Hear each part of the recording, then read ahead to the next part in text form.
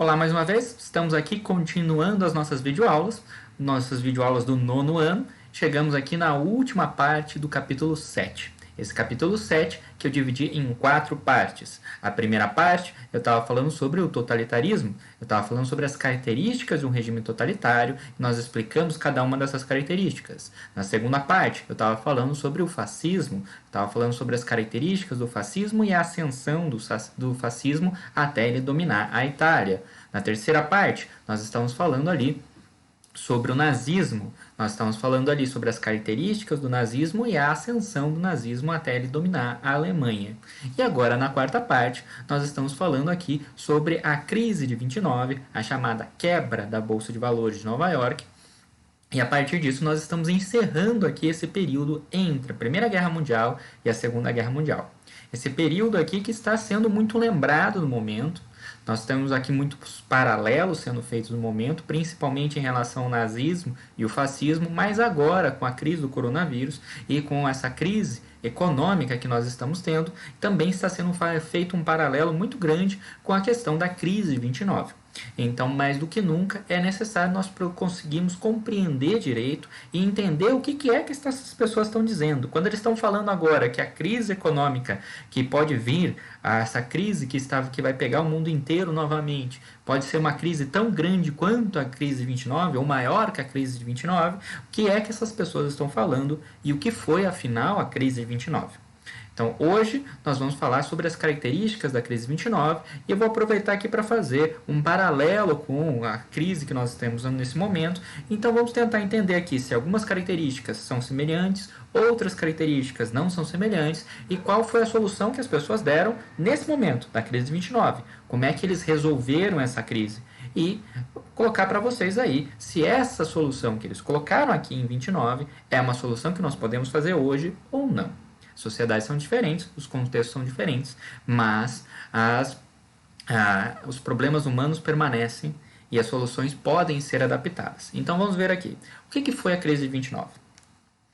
Nós estamos falando então sobre 1929, a chamada crise de 29, que é conhecida como a maior crise do capitalismo, a grande crise do capitalismo, que teve ali quase ali um paralelo com a crise de 2008, no qual nós temos a queda da Bolsa de Valores de Nova York novamente, mas agora por causa das ações. As ações que estavam ali na Bolsa de Nova York também despencaram. Dois momentos ali, então 29 e 2008. Mas 2008 foi uma crise financeira grave, mas não foi tão grave quanto a 29. Então vamos ver o que foi essa enorme, gigantesca crise do capitalismo.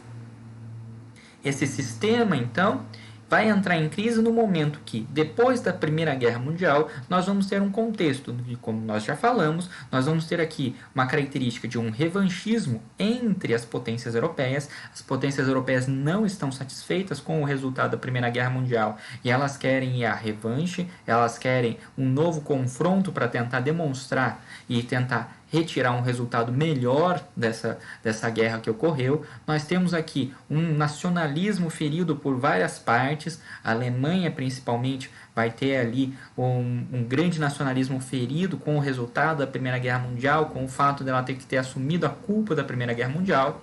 Nós temos aqui a crise econômica, que nós vamos tratar justamente nesse capítulo, nesse vídeo que nós estamos falando. Nós temos uma crise social, que vem da crise econômica, mas também vem da questão da Primeira Guerra Mundial e de outros fatores, como, por exemplo, a gripe espanhola, que está acontecendo nesse momento. Nós temos um forte sentimento antissocialismo, um forte sentimento anticomunismo, portanto. Nós temos um sentimento antiliberalismo e nós temos um sentimento mais forte ainda, antidemocrático. A democracia é vista como algo que não consegue dar conta dessa crise, desse contexto de crise que nós temos pós-Primeira Guerra Mundial. Nós vemos então que o que nós temos é uma uma soma entre as consequências da Primeira Guerra Mundial mais a crise de 29, e essa soma nós dissemos que obrigou uma série de mudanças políticas. Alguns países foram para o lado da intervenção econômica, alguns países utilizaram o Estado para intervir na economia e a partir disso tentar dar uma solução para a crise, e outros países partiram para outras soluções. Mas nós temos aqui um contexto de ascensão de novos partidos políticos, de novas forças políticas. Então nós temos aqui na Inglaterra, na França, na Espanha, o surgimento de partidos que vão ser considerados de esquerda, partidos que vão tratar vão ter ali ideias socialistas, vão ter ideias comunistas, enquanto que nós vamos ter também o surgimento de partidos que são de direita, extrema direita, como é o caso, por exemplo, do fascismo e do nazismo. Nós temos aqui, então, as sociedades, principalmente na Europa, tentando escolher qual é o caminho para solucionar essa crise. E o caminho que vai ser colocado principalmente para a classe dominante, para a classe média, vai ser escolher entre esse projeto que está sendo colocado pela esquerda, esse projeto socialista, esse projeto comunista que está sendo colocado pela esquerda, ou esse projeto que está sendo colocado pela extrema-direita, como, por exemplo, pelo nazismo e pelo fascismo. A partir disso, nós temos ali um confronto de ideias que está acontecendo nesse momento aqui de como solucionar a crise, e esse é o contexto que nós vimos ali na Europa até este momento aqui. Agora, nós vamos falar dos Estados Unidos. Os Estados Unidos é um contexto à parte desse momento, justamente porque os Estados Unidos ele não foi destruído na Primeira Guerra Mundial. Os Estados Unidos nem foi tocado na Primeira Guerra Mundial. E os Estados Unidos saiu ganhando da Primeira Guerra Mundial justamente porque ele entra na Primeira Guerra Mundial como o maior devedor do mundo, como o país que mais deve no mundo, e sai da Primeira Guerra Mundial como o país que é o maior credor do mundo. Então, antes ele devia dinheiro para todo mundo na Europa e agora ele empresta dinheiro para todo mundo na Europa. Os Estados Unidos agora é o grande banco da Europa, é o grande financiador da reconstrução europeia. Então, os Estados Unidos ele dá o pontapé inicial para ele se tornar a maior potência do mundo a partir da Primeira Guerra Mundial. Ele vai se tornar mesmo a primeira potência do mundo após a Segunda Guerra Mundial, que ele vai estar ali cabeça a cabeça com a União Soviética. Mas nesse momento aqui ele está dando um pontapé inicial e ele está se tornando a primeira potência. A partir disso, o que nós temos aqui? Nós temos os Estados Unidos num momento de boom, num momento de boom econômico, boom demográfico, boom populacional, é um momento de boom da economia americana, é um momento no qual os Estados Unidos está com a ideia de que tudo está dando certo. Tudo está dando certo e certo e certo e certo. É uma euforia danada. Então nós temos aqui 40% de toda a produção industrial do mundo agora passa a ser feita nos Estados Unidos. Os Estados Unidos está fornecendo produtos para o mundo inteiro. Antes era a Europa que fazia isso. Nós temos aqui um enorme volume de exportação. A Europa está comprando os Estados Unidos, a América Latina está comprando os Estados Unidos, a Ásia está comprando os Estados Unidos, a África está comprando os Estados Unidos, todo mundo está comprando nos Estados Unidos. Nós temos aqui uma superprodução no campo também, que agora vai passar por um processo de mecanização enorme. E nós temos os Estados Unidos agora sendo o maior credor do mundo e emprestando dinheiro e ganhando importância no mundo inteiro, se tornando um dos protagonistas, se não o protagonista do mundo agora. Então é um momento de pura euforia, um momento no qual nós vamos ter aqui o Partido Republicano no poder, e o Partido Republicano no poder, naquele momento como agora, ele vai pregar uma série de ideias. Ele vai pregar uma série de ideias moralistas, ele vai pregar uma série de ideias falando sobre os costumes, sobre a família, sobre todas as coisas que devem ser preservadas da sociedade americana, e ele vai pregar o liberalismo econômico, dizendo que o Estado não tem que intervir na economia, e a partir disso nós vamos ter uma série de leis que vão ser retiradas, e uma série de leis que então a economia, como a Bolsa de Valores, vão passar a ser desreguladas. Ou seja, o Estado vai passar a afrouxar, ele não vai fiscalizar tanto, ele não vai intervir tanto na economia. Ele vai deixar a economia rolar, eles vão deixar as pessoas fazerem o que elas quiserem e deixar assim as coisas acontecerem, porque eles acreditavam que assim a economia ia crescer mais e as coisas iam acontecer melhor. Nós temos, em contrapartida, Ao contrário dessas ideias, nós temos ali os republicanos também falando que há necessidade de uma proteção do produto americano, então a América para os americanos, e a partir disso, então, nós temos altas taxas alfandegárias, proteção alfandegária, então, para você exportar alguma coisa para os Estados Unidos, você vai ter que, o seu produto vai ficar caríssimo e os produtos americanos vão ficar cada vez mais baratos, e nós temos aqui uma política de isolacionismo. Uma política externa que diz que os Estados Unidos é para os americanos.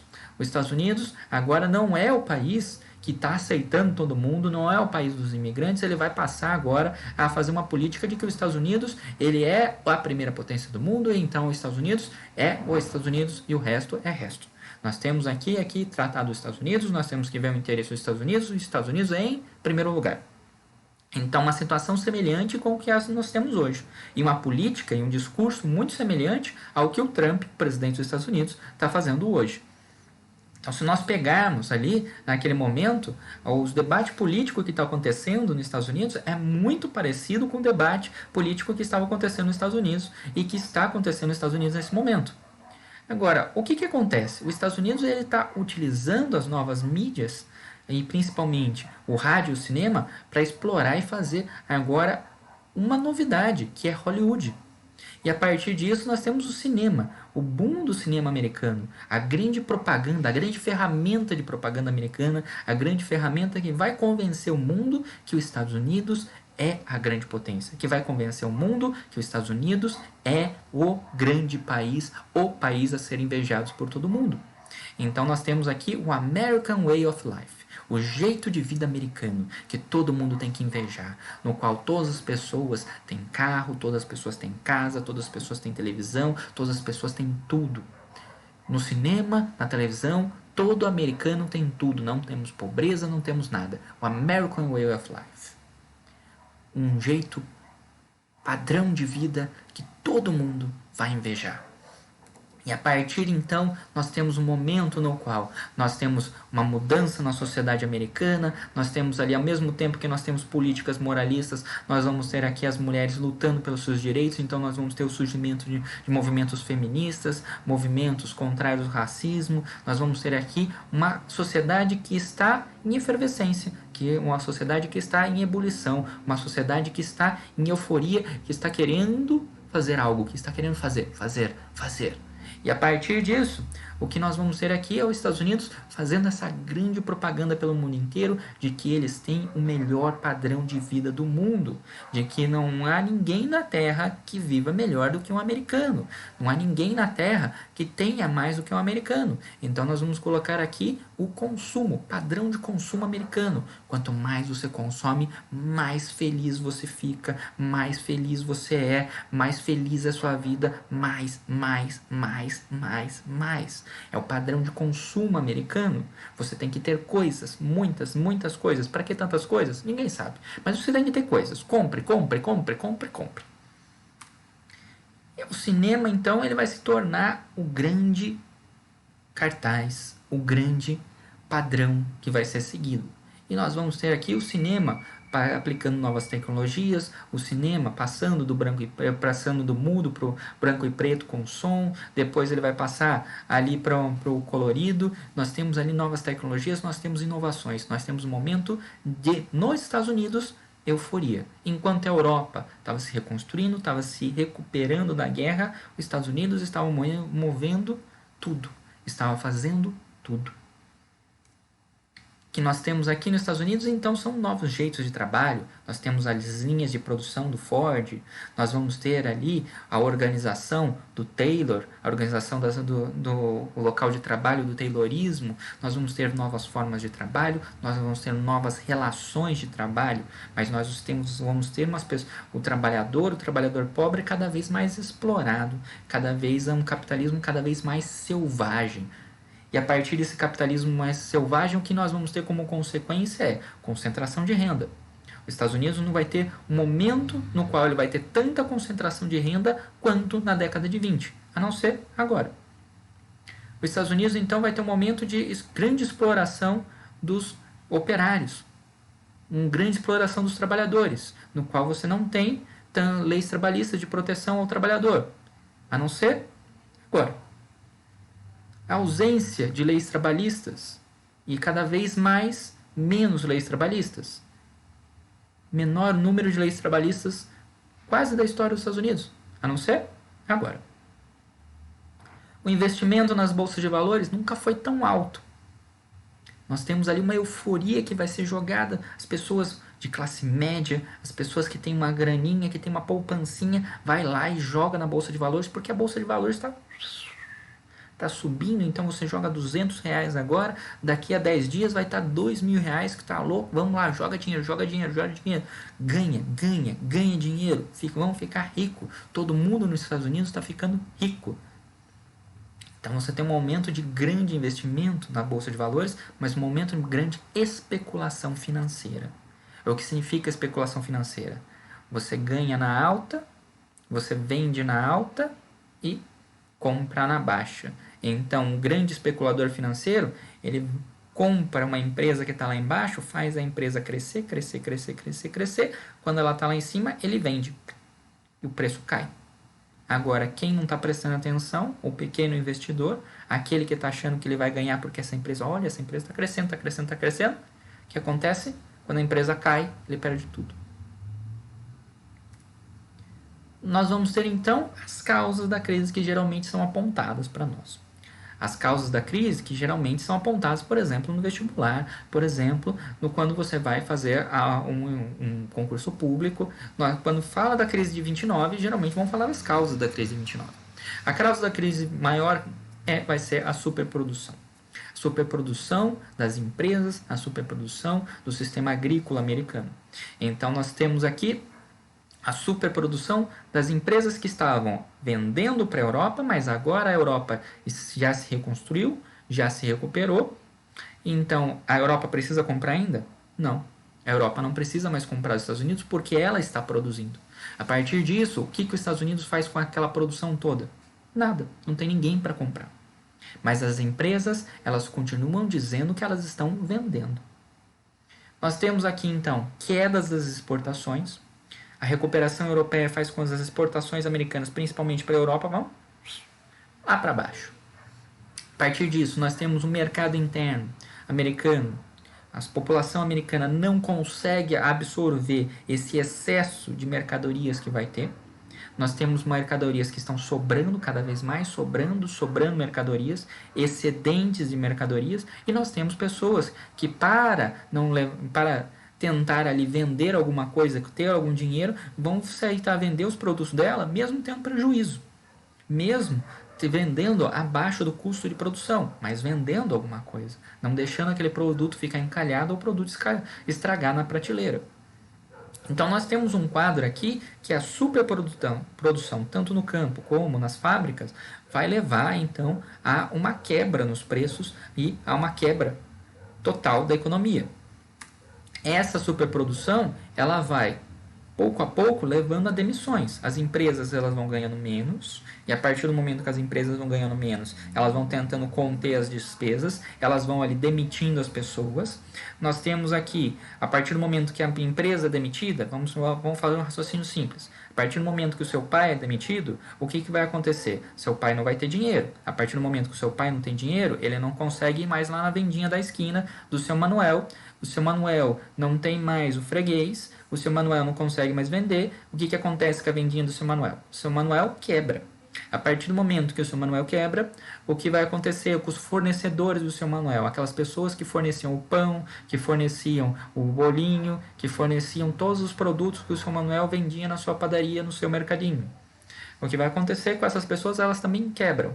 Então, a partir do momento que você tem um ciclo de demissões na sociedade, no mercado interno, a população fica cada vez mais pobre, e a partir do momento que a população fica cada vez mais pobre, o que nós temos são empresas quebrando. Então, começa com as demissões, o mercado, as pessoas vão ficando cada vez mais sem dinheiro, cada vez mais pobres, e as empresas vão quebrando, e esse ciclo fica um ciclo vicioso. Demite, mais pobre, empresa quebra. Demite, mais pobre, empresa quebra. Demite, mais pobre, empresa quebra. Mesma coisa que está acontecendo nesse momento. A partir disso, o que nós temos? Nós temos ali uma tentativa, logo quase chegando na quebra da bolsa, nós temos aqui uma tentativa do governo intervir na economia e de tentar solucionar o problema que está começando. Ele está vendo aquela onda gigante vindo para cima dele e ele vai tentar intervir na economia ali. O problema é, tarde demais. Já deixou o negócio rolar, já deixou aquele capitalismo selvagem, já deixou todo mundo ali fazer o que quisesse, agora não tem mais como consertar o negócio. Então nós temos aqui sinais de que a economia, sinais de que o governo americano pode dar um crédito, pode tentar fazer isso para acertar a economia, acertar aquilo, a economia. O que acontece? Nada na realidade é feito a tempo. Então o que nós vamos ter? Uma bolha inflacionária, uma bolha principalmente em relação aos preços das ações. Os preços das ações estavam lá em cima, mas os preços estavam lá em cima por nenhum motivo. Era só uma bolha. Eles estavam valorizados por valorizar. E a partir do momento que você forma uma bolha, o que acontece com a bolha de sabão quando você solta? A bolha de sabão, uma hora, ela... E a partir do momento que essa bolha inflacionária, principalmente dos preços das ações, explodiu, o que acontece? Desespero. Desespero. Principalmente daquela pessoa que investiu na bolsa de valores, principalmente daquela pessoa de classe média, daquela pessoa pobre, que pegou sua poupancinha, seu dinheiro suado, aquele dinheiro que ele passou das 6 da manhã à meia-noite trabalhando todos os dias para ele conseguir, colocou lá nas ações, e a partir do momento que aquelas ações explodiram, o que acontece? Puro desespero. A partir disso nós vamos ter a Quinta-feira Negra. A nefasta Quinta-feira Negra. O pior pregão da Bolsa de Valores de todos os tempos. Esse pregão da Bolsa de Valores, esse pior pregão da Bolsa de Valores de todos os tempos, ficou para a história como o pior dia da Bolsa de Valores de toda a eternidade. Nós temos mecanismos para que a Quinta-feira Negra não ocorra mais. A partir do momento que uma empresa ou um pregão de uma bolsa eles vá para baixo de 9, 10%, dependendo do país, o pregão é parado. Esse mecanismo não existia nesse momento. Então, quando o preço das ações foi caindo, o que ele fez? Caiu, até não para mais. Então, a quebra das bolsas de valores foi justamente quando as pessoas perceberam que aquelas ações que estavam com o preço lá no alto, na realidade, não valiam nada. As empresas que estavam falando que elas estavam vendendo para a Europa, não estavam vendendo para a Europa. Justamente porque a Europa não precisava mais comprar delas. Então o produto estava sobrando. Só que a empresa continuava falando que ela estava vendendo. Ou seja, a empresa estava cometendo uma fraude. Mas uma fraude para manter o preço das ações lá em cima. Fraude. Ainda assim, as empresas fraudaram, falando que elas estavam ali tendo lucro, quando elas não estavam tendo lucro, só para manter as ações lá em cima. Nós temos então uma fraude generalizada. As pessoas vão perceber que o papel que elas têm na mão, que era um papel que dava direito a um pedacinho daquela empresa, uma ação daquela empresa, que no papel falava que valia 2.000, valia 1 milhão, na realidade não valia nada. Valia menos que o próprio papel. A partir de então, nós temos milhares de ações disponíveis, sem comprador nenhum. O valor das ações das empresas dos Estados Unidos atingiu o valor zero. A partir disso, o que nós vamos ter? O chamado crash da bolsa. Nós temos aqui o valor das ações valorizando durante os anos. Agora, quando nós temos aqui o crash da bolsa, o que acontece? Despenca.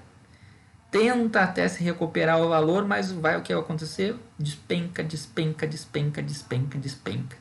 Nós temos aqui a diminuição de valor de toda a economia americana, de todas as empresas americanas, até de 1929 até 1933.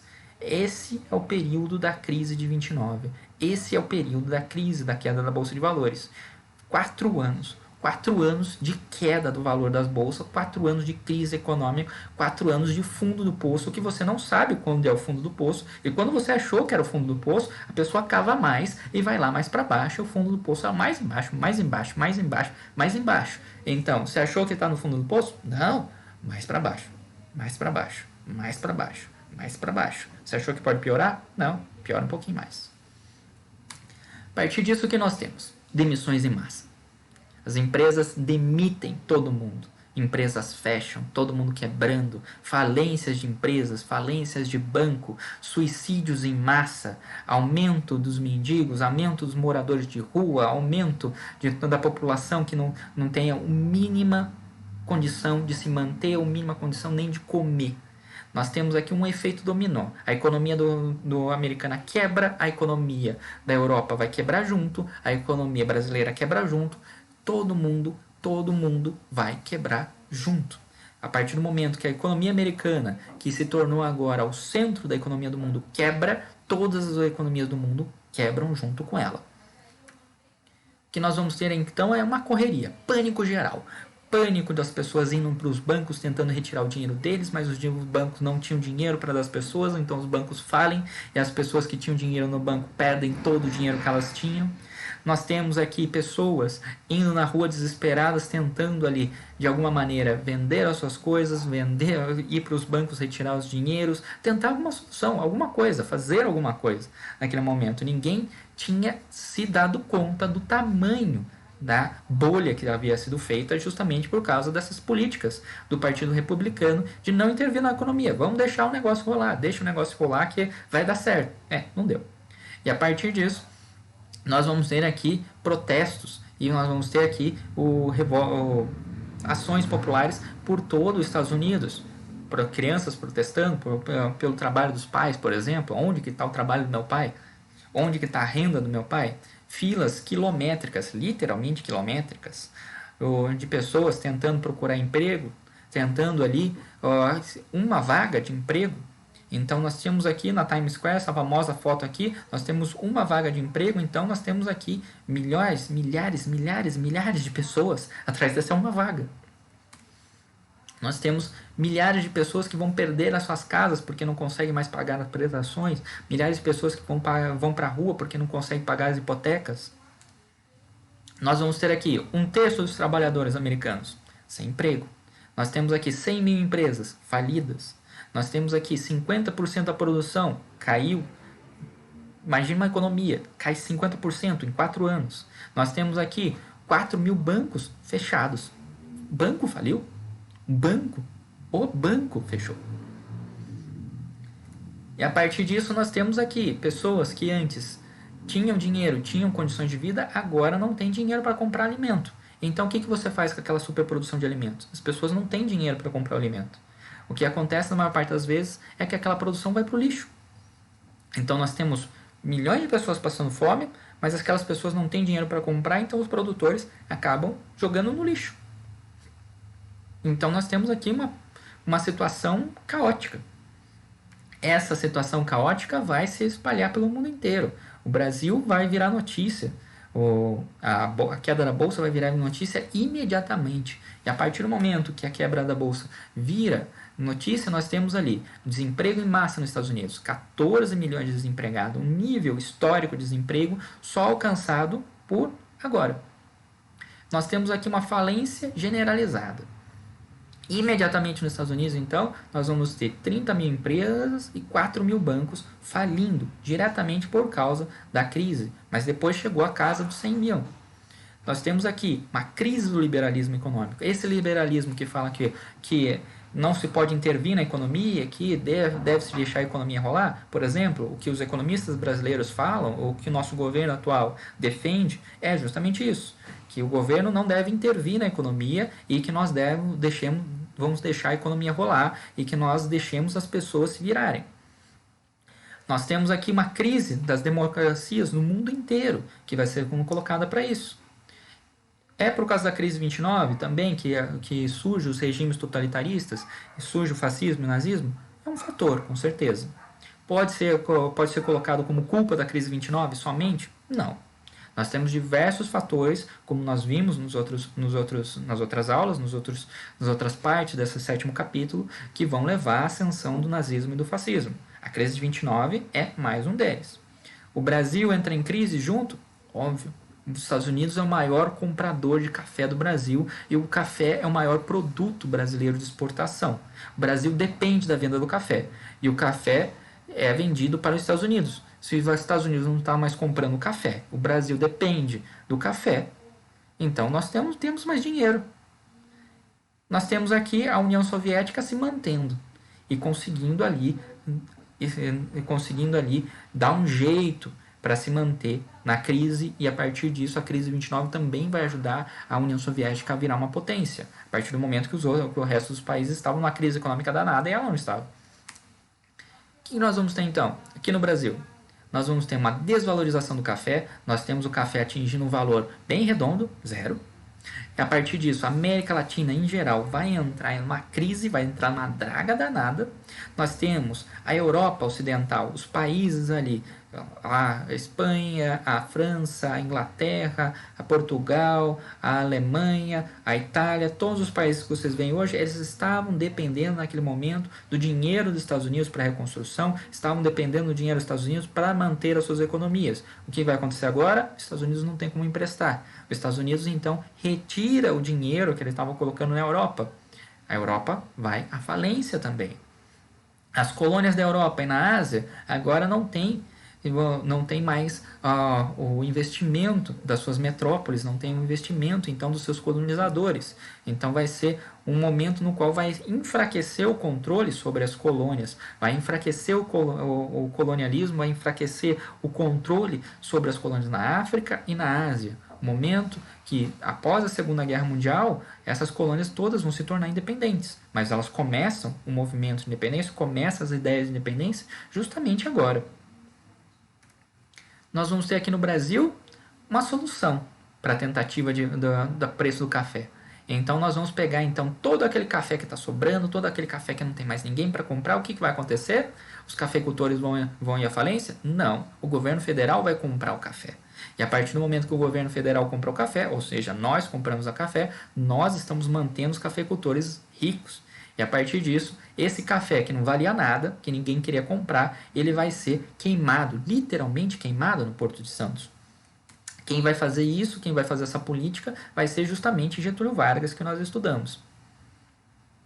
Getúlio Vargas, então, ele vai no Brasil, ele vai queimar 80 milhões de sacas de café. A quantidade de café, a quantidade de coisas que foi ser feitas para tentar manter o preço do café lá em cima. Você tira a quantidade enorme, a superprodução de café que tinha, diminui a quantidade de café no mercado e a partir disso você tenta aumentar o preço do café, o que não vai dar muito certo. O que nós vamos ter então para o Brasil? Café caiu 43% em média o preço. Borracha, outro dos principais produtos brasileiros, 42%. O milho, a lã, 40%. O estanho, o cobre, o açúcar, a manteiga tiveram uma média de queda de entre 20% e 30%. Todos os principais produtos brasileiros, todos os principais produtos de exportação, aquilo que mantinha o Brasil, aquilo que dava dinheiro para o Brasil, todos caem, pelo menos 30%. Então a economia brasileira cai e quebra nesse momento. É o momento no qual o Getúlio Vargas vai ascender ao poder, é o momento no qual o Getúlio Vargas vai se estabelecer no poder, não só como presidente, mas depois como ditador brasileiro. Pode-se falar que a crise de 29 foi responsável sobre isso? Sim, mas ela é um dos fatores. A crise de 29, então, ela tem um profundo impacto no Brasil. Um profundo impacto sobre a nossa agricultura, um profundo impacto sobre a nossa indústria, um profundo impacto sobre toda a nossa sociedade. E nós temos aqui uma mudança, então, uma mudança social frente a essa crise. Nós temos aqui o desemprego nos Estados Unidos elevado, chegando a casa dos 16% no pico da crise. Então, 16% da população economicamente ativa estava desempregada. Nós temos aqui, então,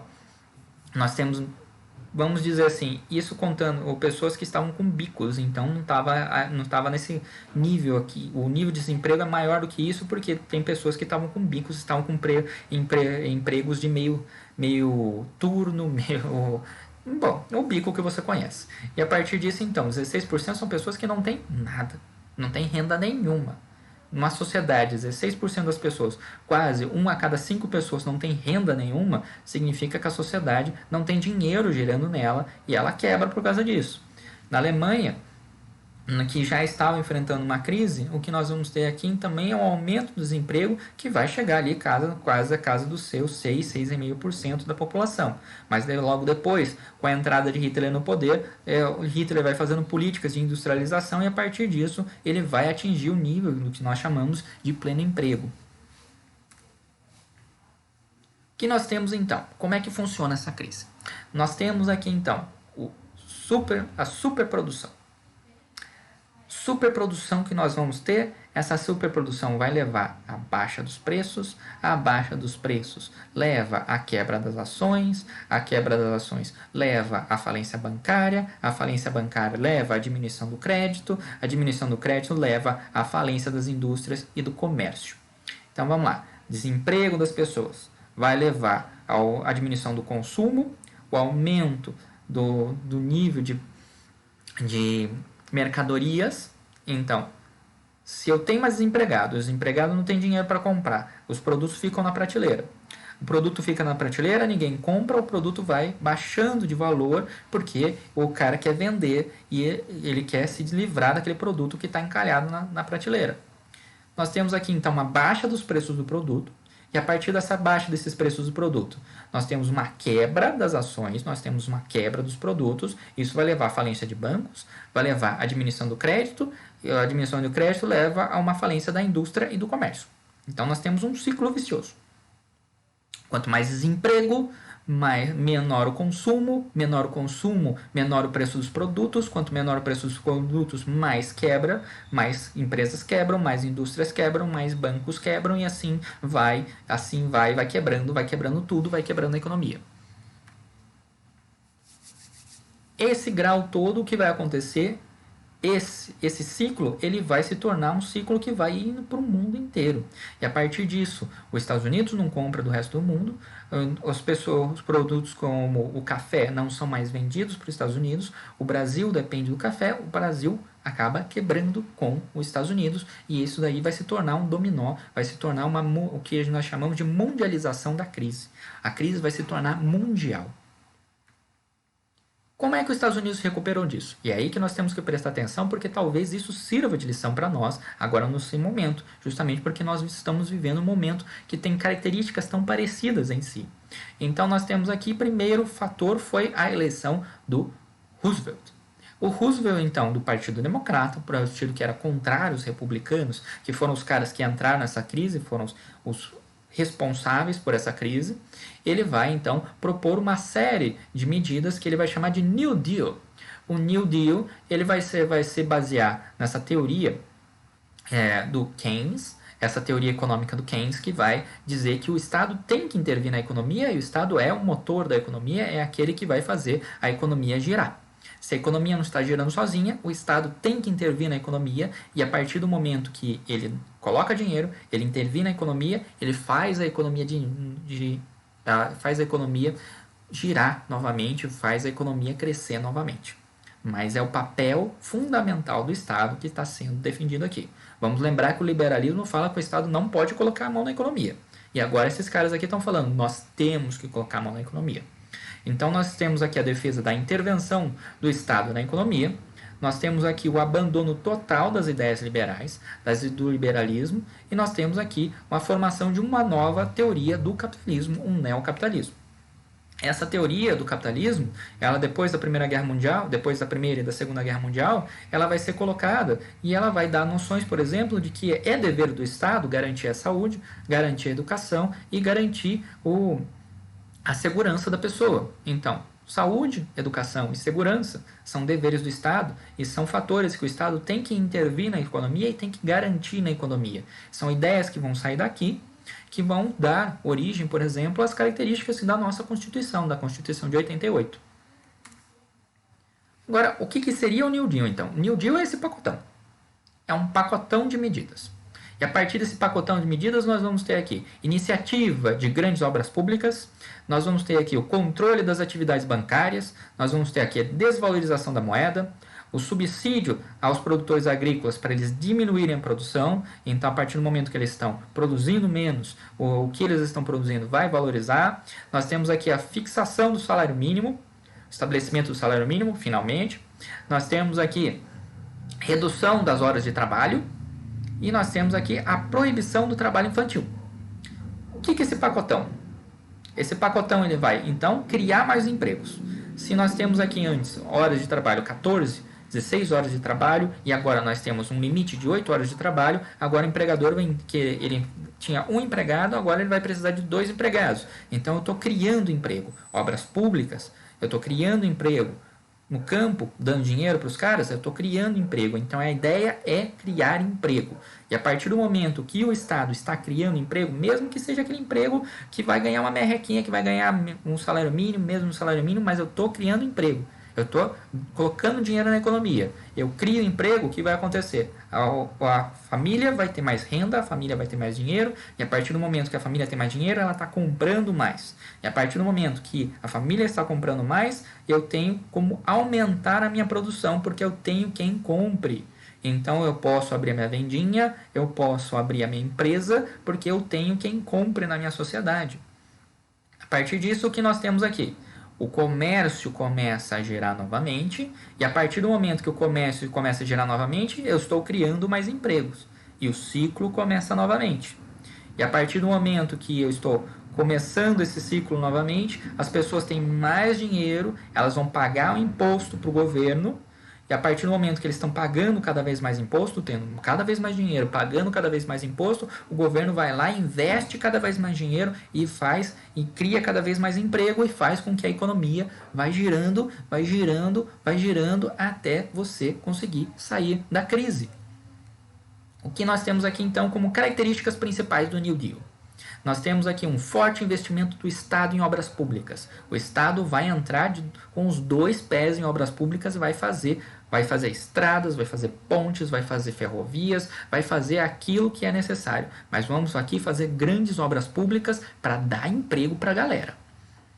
A partir disso, nós temos uma reforma do sistema monetário, uma reforma do sistema bancário. Os bancos agora vão ter que seguir regras. Essas regras vão ter que criar condições, por exemplo, de os bancos terem dinheiro. Se as pessoas forem correndo para o banco agora, desesperadas, para retirar sua poupança, o banco tem que ter o dinheiro para essa pessoa conseguir retirar. Então, aquela situação no qual as pessoas perderam tudo porque o banco faliu, agora nós vamos ter que ter regras, temos que ter lei para travar isso. Nós temos que ter o controle dos preços e da produção empresarial. E a produção empresarial agora ela não pode ser uma superprodução. O preço dos produtos não pode ser um preço que cause prejuízo para as empresas. Então o Estado vai controlar o preço, o Estado vai controlar a produção dos empresários e das indústrias que estão acontecendo nesse momento aqui, justamente para conseguir regular a economia. Essa economia que estava desregulada e quebrou, agora você vai ter que regular novamente. Nós temos aqui incentivos agrícolas para as pessoas, então, não só para elas produzirem aquilo que é necessário para as pessoas, mas para elas não superproduzirem, para elas não terem mais excesso de produção. E nós temos aqui a criação de medidas sociais, como por exemplo o salário mínimo, nós temos a criação de leis trabalhistas, nós temos a diminuição das horas de trabalho, nós temos a criação de férias e etc, etc, etc. O que nós vamos ter aqui então? Outras medidas do New Deal. Nós temos aqui empréstimos agrícolas para os endividados no campo. Se o cara estava quebrando no campo lá, você empresta para o cara continuar produzindo e para ele conseguir gerar emprego. Nós temos aqui a destruição dos excedentes agrícolas. Produziu demais? Não tem problema. Nós compramos e depois queimamos e destruímos a produção. Não tem problema nenhum. Leis trabalhistas. Agora o trabalho vai ter que ser regulado. Essa exploração toda que tinha não pode acontecer mais. Nós vamos ter que agora ter um seguro-desemprego. A pessoa que vai ter que ser mandada embora, ela vai ter que ter algo que segure que a família dela não vai passar fome. Nós vamos ter aqui obras públicas, melhoria de infraestrutura, redução do desemprego, geração do mercado, consumidor, tudo ocorrendo ao mesmo tempo nesse pacotão. O que vai acontecer então? Que a economia em 29, que foi lá para baixo, com esse pacotão de medidas que a gente vai ter do New Deal, ela vai lentamente se recuperando. Então, de 33 a 38, a economia americana vai se recuperando, depois ela tem uma pequena queda e, de novo, com a Segunda Guerra Mundial, ela vai ter um aumento e ela vai se tornar a maior economia, a maior potência do mundo. Mas veja que a economia em 33, ela atingiu o fundo do poço. E com essa série de medidas, eles não só travaram essa descida que a economia estava, mas eles conseguiram fazer com que a economia crescesse novamente e atingisse quase o patamar que ela tinha antes. Vai atingir depois, só durante a Segunda Guerra Mundial. Mas eles já estavam no caminho da recuperação, eles já estavam chegando lá. O que nós vamos ter então colocando na linha do tempo, a Primeira Guerra Mundial. Depois da Primeira Guerra Mundial, nós vamos ter a lei seca, uma série de leis moralistas, os republicanos vão entrar no poder, e a partir do momento que eles entram no poder, eles vão fazer uma série de leis que são moralistas, como a lei seca, proibição do álcool, proibição de você tomar álcool ou você comercializar o álcool, e vão fazer uma série de leis para fazer o liberalismo econômico. Então eles vão tirar o fiscal, eles vão tirar a fiscalização do Estado, da economia, e vão deixar as empresas deitando e rolando. A partir disso, nós vamos ter aqui esse momento que é o American Way of Life, que vai pegar ali do final da Segunda Guerra Mundial, de 18 até mais ou menos ali a crise de 29. Nós temos ali um grande investimento da Bolsa de Valores durante esses 10 e poucos anos. Aí esse investimento vai gerar ali a crise de 29. Essa crise de 29 vai ser uma descida na ladeira até 1933, quando nós vamos ter o New Deal, e a partir do New Deal nós vamos ter ali o crescimento da economia. Vai solucionar todos os problemas? Não. O New Deal não soluciona todos os problemas. E nós vamos ter uma série de greves, uma série de movimentos sociais, de revoltas sociais que vão acontecer nos Estados Unidos nesse momento, justamente por causa da solução. As pessoas queriam uma solução rápida e às vezes achavam que o New Deal estava criando empregos que eram baratos demais, que não dariam para sustentar a sua família, mas estava criando empregos, que era o objetivo dele. Em 1937, depois de todos esses choques, então, nós temos o fim do New Deal e logo depois a Segunda Guerra Mundial. O que nós vimos hoje, então, é essa sequência que eu acabei de falar para vocês. Chega, então, ao nosso fim. A crise 29, então, é uma crise que ela vai ser gerada pela superprodução? Sim. Ela vai ser gerada pelo fato dos Estados Unidos não estar vendendo mais para a Europa e, a partir disso, as empresas americanas não tinham para quem vender e elas acabam falindo? Sim. Mas as empresas americanas também acabaram sendo os vilões da história justamente porque eles acabaram fraudando todo o seu balancete, fraudando todos os seus balanços, dizendo que eles estavam vendendo e estavam tendo lucro quando eles não estavam tendo. Justamente para que a especulação financeira, para que na Bolsa de Valores a sua empresa estivesse supervalorizada. Porque no papel a empresa era rica, no papel a empresa tinha um monte de pessoas, no papel a empresa estava vendendo para um monte de gente. Mas na realidade a empresa não era nada. Então o que aconteceu? Puf. O papel que você tinha na mão que valia 2 mil, que estava escrito lá que valia 2 mil, 3 mil, 4 mil, 1 milhão, não valia nada. Então nós temos uma crise de superprodução? Sim, mas uma crise também de uma fraude do sistema capitalista que vai levar uma bolha que vai de uma supervalorização do papel, uma supervalorização das empresas que vai estourar. E a partir disso a economia cai e tudo vai à falência. Isso vai acontecer no mundo inteiro. Da crise 29, então, nós ficamos por aqui. Encerramos aqui o nosso 7º capítulo do 9º ano. Se você ficou com alguma dúvida, se alguma coisa não ficou clara, por favor, faça um comentário, por favor, mande uma pergunta pelo seu e-mail. Respondo ao mais rápido possível, respondo com o maior prazer. Até a nossa próxima videoaula, até a nossa próxima aula. Tchau, tchau.